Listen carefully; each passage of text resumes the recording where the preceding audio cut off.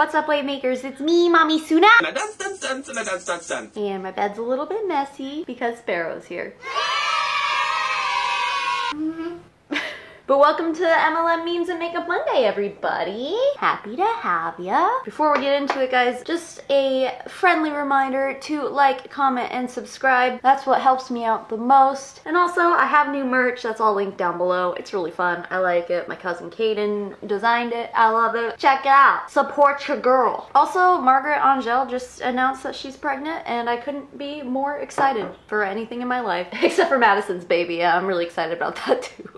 But congratulations, Margaret. I love you. Now let's check out what's going on the subreddit this week. Rant. My friend thinks she's in an MLM, but it's a legit Ponzi scheme. Oh, good. Hey, everyone. So I have a friend, and she wanted to talk to me about this business opportunity. Naturally, I laughed, but I decided to give her a chance, as we're really good friends. She calls me last night explaining how the company Liplimal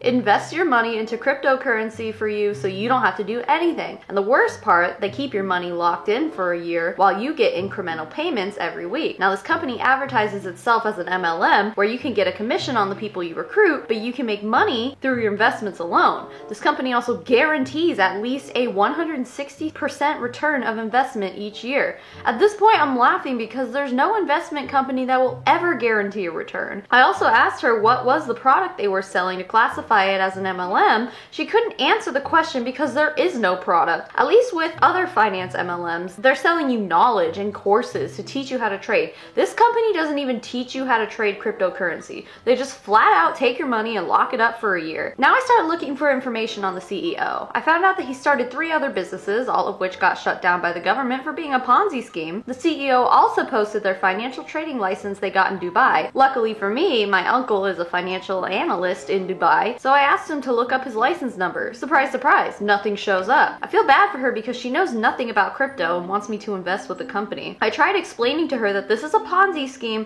and she's only making money because there are people below her putting money in. She told me that I'm only saying that because I don't want to invest in crypto. This girl couldn't even tell me what the top performing coins are. She got real silent when I told her that I've been investing in crypto for the past 4 years and no financial institution will ever guarantee you any returns. She now thinks I'm being a bad friend for not supporting her, but I really do care about her, and that's why I told her it's a Ponzi scheme. I'm pretty sure our friendship is going to end because of this, which sucks, but I wish she did at least 10 minutes of research for this company to know it's a scam.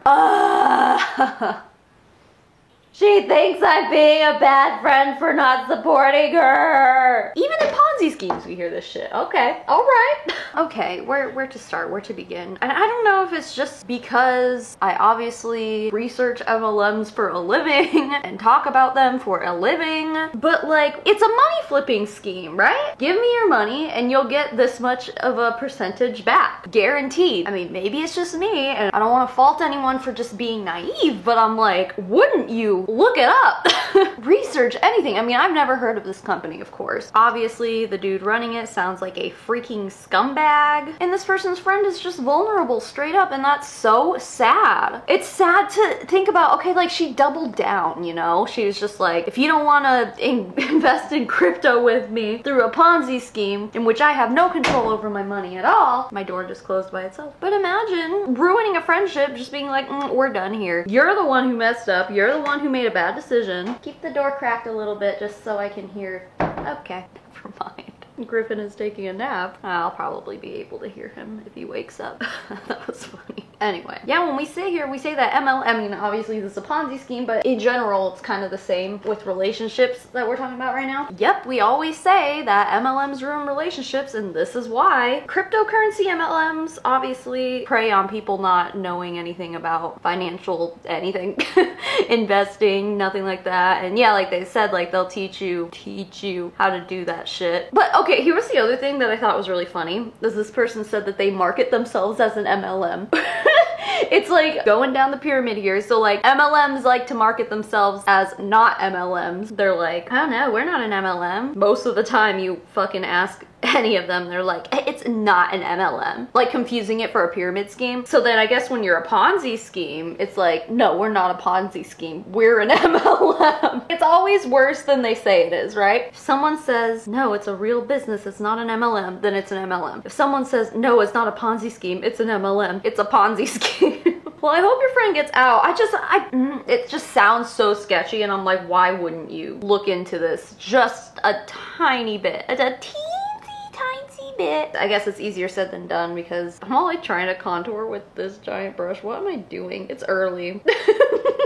This is so stupid. I need to get a smaller brush. Anyway, yeah, this company is obviously preying on vulnerable people who don't know any better. Vulnerable people who just believe everything they're told, when meanwhile they're probably the same people who listen to certain media about vaccines and stuff. I believe whatever anyone tells me. It's always the less researched people who believe that shit. But that's sad because this person probably did think that they were like about to change their lives and be part of a good thing for them. You can't say, I guarantee 160% profit. You can't do that, dude. I mean, that's red flag number 5,000, you know? And I hope you guys can maintain your friendship too. Unique. I'm disgusted. Absolutely appalled. Just saw a live of a Hun putting on that stupid gold mask. A few minutes in, the door opens and in comes her bawling child stating his pet was dead. Oh my god, this is gonna make me sad. I'm talking full-fledged devastated. He looks to be kindergarten age, so of course he's really heartbroken. She seemed super annoyed, going, what? What are you talking about? Runs off screen and comes back with a slight giggle. His fish died. All the while he's wailing and she's not consoling him. Bitch, shut off the camera and go to your child instead of cooing at him to come to you while you're on a live Facebook video. He comes into the bathroom where she's at and she's giving him half-assed responses and focusing on her mask. I gotta get this on. Am I a bad mom? You're an uncaring one considering your kid is 5 to 6 and death is a fairly new concept, especially in a pet, no matter how small. At the end, she's like, well, I wanted to tell you all about this amazing mask that does XYZ fabulous things for your skin. Oh my god, you need this. But we had a little issue and I'm gonna console my kid. My stomach is clenched and I'm so sickened by her insincerity and the fact that she's doing a face mask while her kid is crying. Maybe I'm just a hormonal mess due to PMSing, but to me, when something like that happens, you shut off your camera, say fuck this mask, and go to your son immediately. Update, she posted a status saying all the sad things her son was saying broke her heart, and she's blessed with seeing his compassion and having the ability to comfort him. The status was littered with emojis and seeking constant validation of her being a good mom. Yeah, this makes me really sad because of the kid. Like, that's sad. We still haven't really talked to Sparrow about death. She kind of asked about it one night and me and Justin were like, well, Sparrow, what do you think happens? And she said, they go to the doctor. And I was like, ugh. She changed the subject quickly because she's 5 years old and doesn't stay on one topic for very long. But that broke my freaking heart. Honestly, like, that was probably the first time she ever asked me anything that I was just completely unsure of how to answer. And I still don't know how to answer it. And she'll probably ask me again. Well, because she's been playing The Sims and like if your sim dies, they'll come back to life as a ghost. And I know she doesn't understand the concept of death. And she has a fish named Rainbow. And we've had him for about a year. He's a beta fish. And this like has nothing to do with MLMs. I'll get to it, I swear. But this freaking fish, man, we got it from PetSmart. Like within the first few weeks of having it, I noticed that it was kind of getting a little bubble like next to its eye. I thought maybe it was ick or something. So I bought stuff to treat ick or fungal things. Like I tried a few different treatments to get it to go away and it never went away. Yeah, this fish straight up, its whole head is a tumor, dude. I was looking it up and I guess it's common for betas to get tumors. But yeah, this fish now at this point after a year, it's like got a whole giant tumor on its head. And it's really sad and it breaks my heart. So like I do my best to take care of it and give it a happy life. I mean, I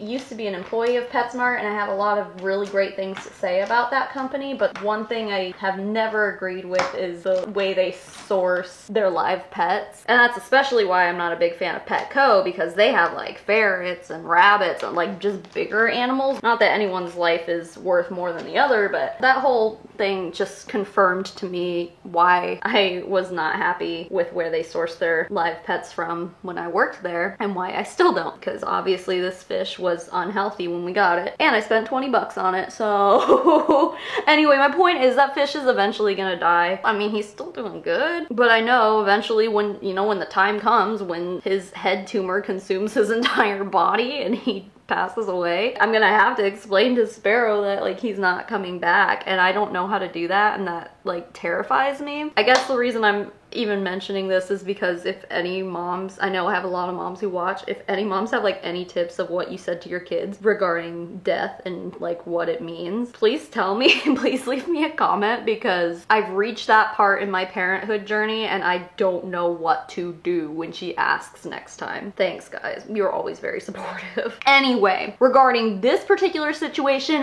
yeah, that's gross. And not to toot my own horn and be like, look at me, I'm a great mom, but I mean, you guys know, you've been here long enough to see me work with kids. Griffin's getting to the point now where like I can start to predict his naps. That's why I'm filming right now, because I know he's napping, and usually it's for like an hour or two in the morning. So I'm like, okay, I can film. That's when I will film. So it's getting more predictable now. But you know, at the beginning when he was a newborn and like I couldn't really predict what his sleeping habits were gonna be like, I had to stop filming so many freaking times. I mean, even before Griffin, like if Sparrow needed something, I would usually like cut it out because it was easy to cut out. It wasn't like some big background thing that I couldn't like contextually cut out. But yeah, I mean, I stopped filming all the time for her. It just seems so obvious, right? Like when you have a child and your child is in need, if Sparrow came in here screaming and crying right now, I would not be like, come on, let's talk about it in front of the camera while mommy works. Like, no, just stop, take a break, be a parent. Being a parent comes before anything, ever. I don't care what you're doing. Being a parent comes before me eating every single day, because usually I'll start cooking or something while Griffin's napping, and then like by the time he wakes up is when I would be eating, but it's like, no, now he needs me, so it's like, I guess I'm not eating right now, I gotta wait. My parenthood comes before my basic needs, and this woman can't even stop to console her kid who's like crying and screaming and doesn't understand death. Like,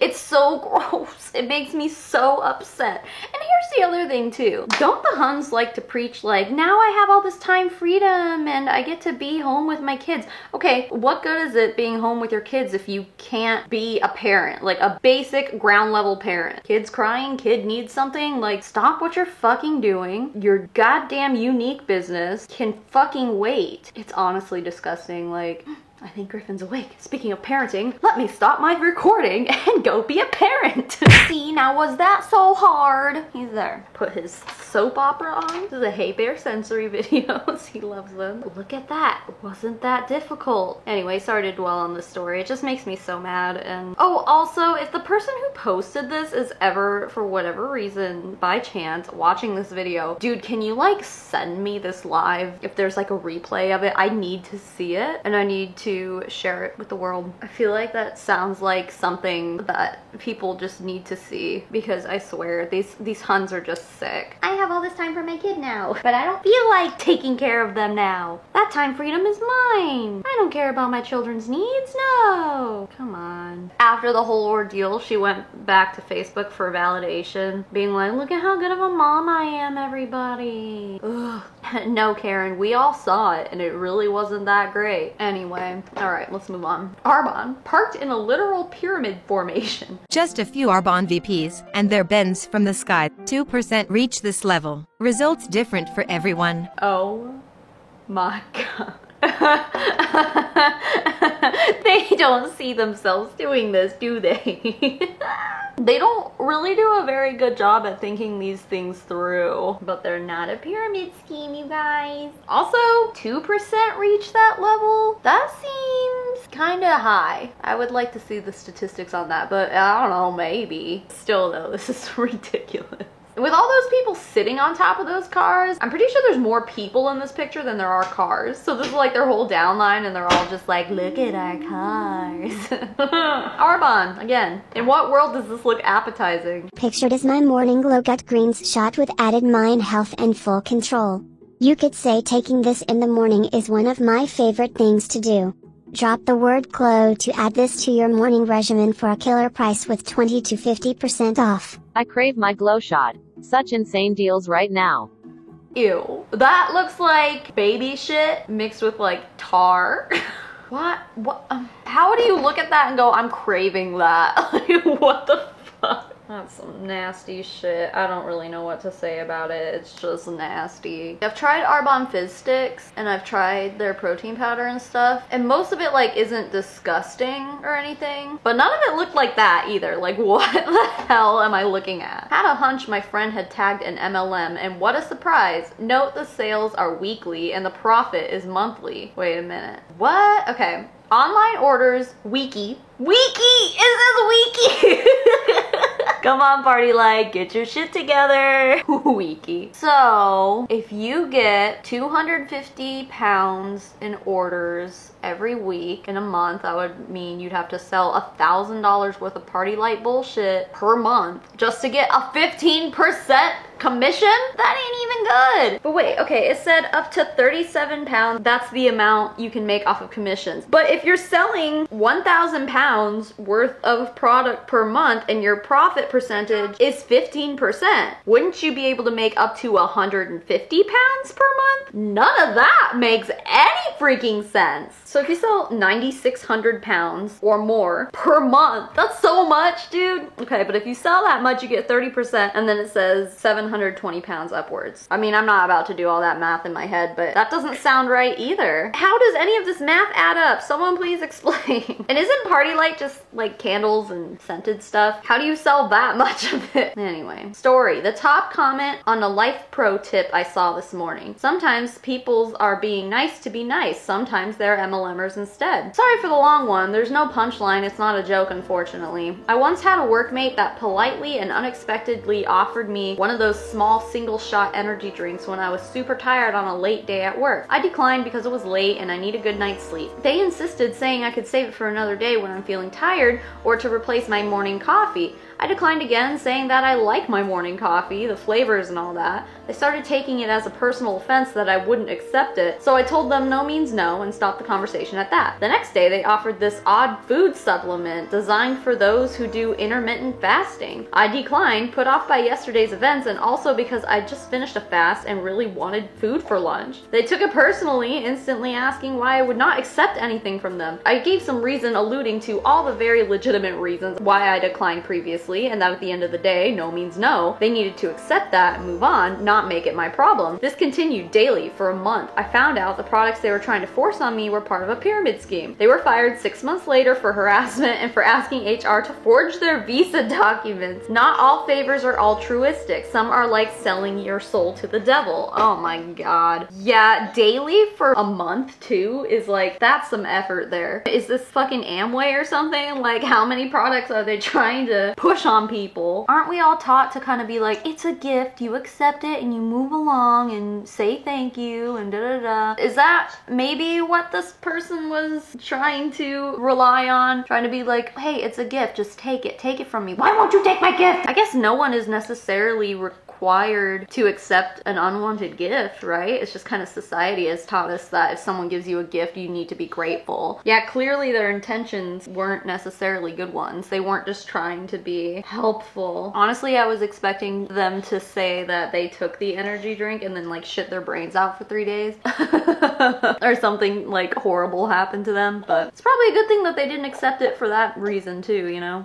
Anyway, good thing this person got fired. They sound like a scumbag employee. Also, most places make it so that like you can't do that on company time, on company property. Like you can't try to sell side businesses or anything like that. Story, I visited the house of a CEO of an MLM today. Now, when we say CEO, are we talking about the actual CEO or it's just like a distributor who thinks they're a CEO? Anyway, today I went to an estate sale that was advertised as a 10,000 square foot house. I was intrigued and I love visiting mansions. I also assumed I probably wouldn't be able to afford anything there since they were selling things that cost thousands and thousands of dollars. There were also ancient artifacts there, thousands of years old. I did not know that this was the estate of an MLM company founder until I went into the house. I toured the place and it was grand. The property was about a block long and a block wide. This property had 8+ structures besides the main house, like a pool, tennis court, rose garden, greenhouse, general garden, watchtower. What the fuck? plus plenty of houses and other structures I did not know what was in them. Some of the family of the house was there. I knew they were family because they talked about staying over, playing in the yards. At least I can deduce from that it seems like family. The house was huge and every room was filled with antiquities, high ceilings, regal rugs, chandeliers, and elaborately carved wood furniture. I was there after a few days of sales, so I can't imagine what it originally looked like. Each item there, besides small things like clothes, cleaning supplies, random kitchen and bath stuff, was thousands of dollars. I actually talked to one of the family members there before I realized what the house was. I mentioned how beautiful the 2-story library was and how it was my dream. She mentioned that maybe one day I could have it.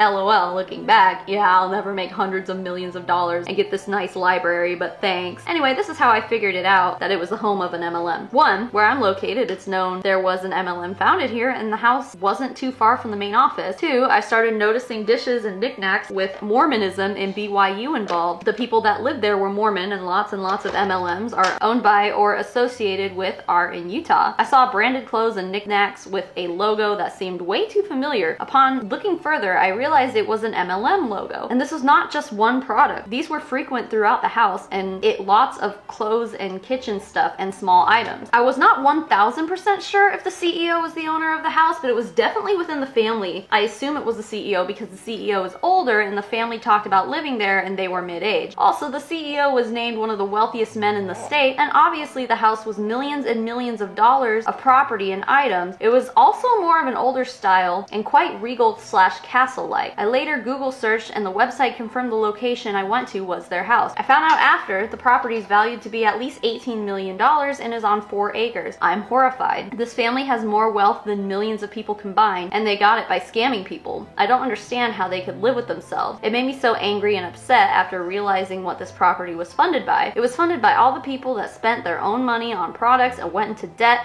or lost friends and family or worked hours and hours with no pay. At first, I was in shock at how large the place was, but then I became more in shock at how they gained at the expense of others. All those preaching about becoming millionaires and financial stability and work from home, when in reality all their money was going to that family. They were the millionaires. That was really long. But also, wow. Well, yeah, right. I mean, I think this is why we see pretty often when distributors get like high up in the ranks of an MLM company and they're just kind of like plateauing there and they're like, well, now what? And they kind of start their own MLM, like, you know, Ariel or HempWorks, My Daily Choice. And there's a lot of them like that were started by people who got to the top rank of whatever company they were in before and then were like, we need more money. But yeah, I mean, that's literally what it is. Obviously, if you're a distributor in an MLM and you're successful, like, yeah, you're obviously successful because there's people underneath you who are failing. But that can only last for so long, because then you need to create your own opportunity and be like, look, it's a ground floor opportunity so that more people can fail and give you their money. Yeah, obviously they are absolutely the millionaires. Them and like 3 other distributors that are high up in whatever the company is. Maybe a few other people underneath them are just well off and able to support their families, but yeah, at the end of the day, every single one of those people, it's freaking true that they were able to build that wealth by feasting on the famine of others. Wow, funny how that worked. But I wonder who the CEO was. I wonder if this was recent. Could it have been like, well, I was gonna say, was it Gary Young? Like, he died a long time ago, obviously, if it wasn't recent, you know. But also, I'm pretty sure I remember hearing that he had like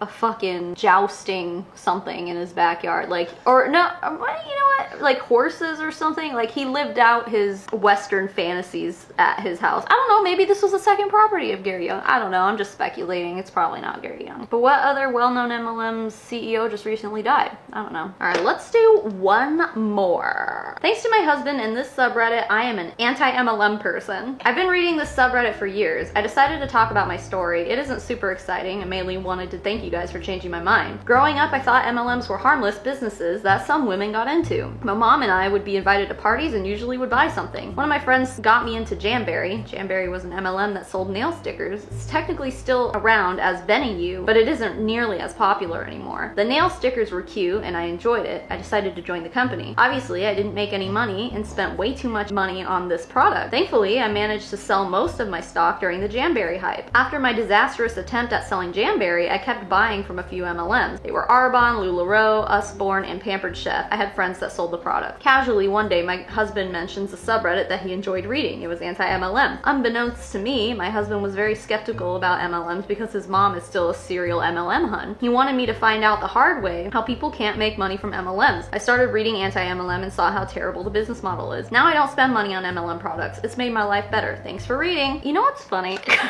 Oh my god, Griffin. He keeps knocking my mirror over. But what's quite funny to me is, I think I said this on one of my live streams, but I'll repeat it here because I don't know, maybe it wasn't in a video, but whatever. A few weeks ago, I got a DM from, I'm presuming, a Monate hun who was really mad at me for posting a video about those huns in the group chat that were buying ranks. I was like talking to her, I was killing her with kindness pretty much, like just being like, oh, we can have a conversation if you want, and then like eventually she ended up leaving me on red and not responding because I guess she wasn't getting some negative reaction out of me like she wanted, I'm assuming. I don't know.